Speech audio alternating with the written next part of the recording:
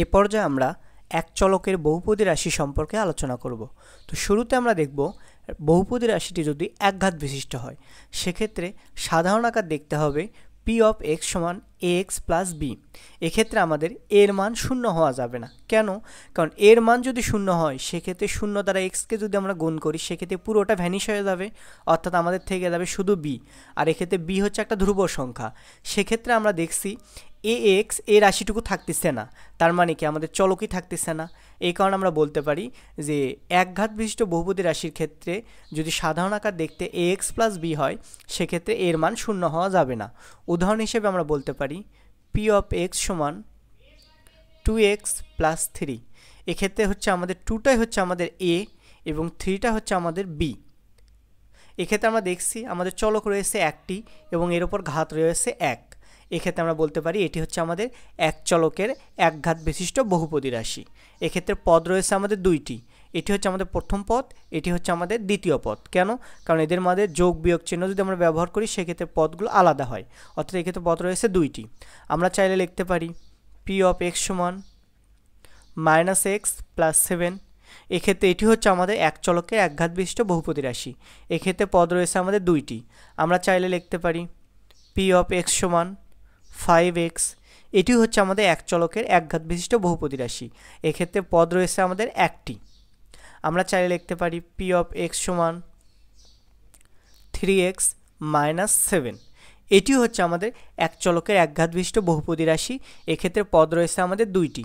তো আমরা একটু খেয়াল করে দেখি, আমরা যখন বলতেছি একঘাত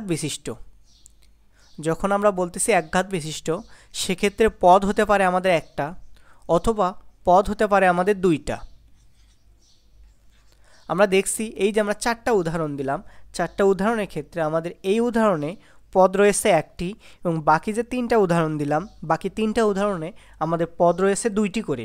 তো আমি বলতে পারি আমরা যখন এক চলকের একঘাত বিশিষ্ট বহুপদী বলবো সেক্ষেত্রে পদ আমাদের সর্বোচ্চ দুইটা হতে পারে, অর্থাৎ পদ আমাদের হয় একটা হবে অথবা পদ হবে আমাদের দুইটা।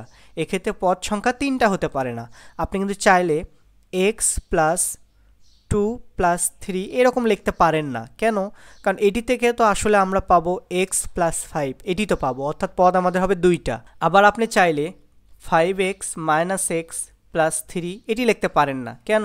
কারণ এখান থেকে তো যোগ বিয়োগ করে আমরা লিখতে পারি 4x প্লাস 3, অর্থাৎ আমরা পদ পাচ্ছি দুইটা। তো আমরা বলতে পারি এক চলকের একঘাত বিশিষ্ট বহুপদীর ক্ষেত্রে আমাদের পদ সর্বোচ্চ হতে পারে দুইটা, অর্থাৎ পদ সংখ্যা হবে আমাদের হয় একটা অথবা দুইটা। এই এক চলকের একঘাত বিশিষ্ট বহুপদী রাশিগুলো যদি আমরা লেখচিত্রে অঙ্কন করি সেক্ষেত্রে আমরা সরলরেখা পাবো। কেন? কারণ আমরা যদি পি অফ এক্স সমান 2x প্লাস 3 ধরি সেক্ষেত্রে এটি যদি আমরা লেখচিত্রে অঙ্কন করি সেক্ষেত্রে আমরা পাবো, দেখতে হবে এরকম কোনো একটা রেখা পাবো, অর্থাৎ আমরা একটা সরলরেখা পাবো। এক্ষেত্রে লেখচিত্র অঙ্কন সম্পর্কে আমাদের আলাদা ভিডিও থাকবে, সেই ভিডিওতে আমরা দেখব যে আমরা কিভাবে লেখচিত্র অঙ্কন করতে পারি।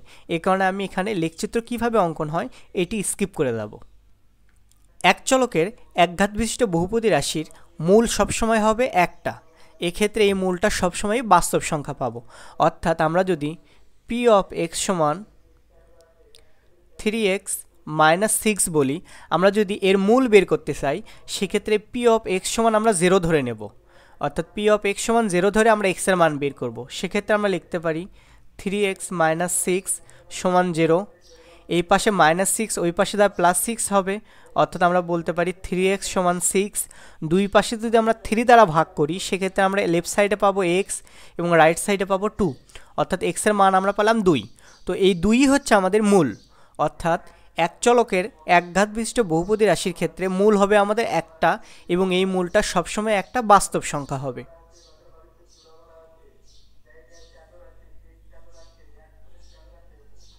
আশা করছি এক্ষেত্রে কোনো প্রবলেম নেই।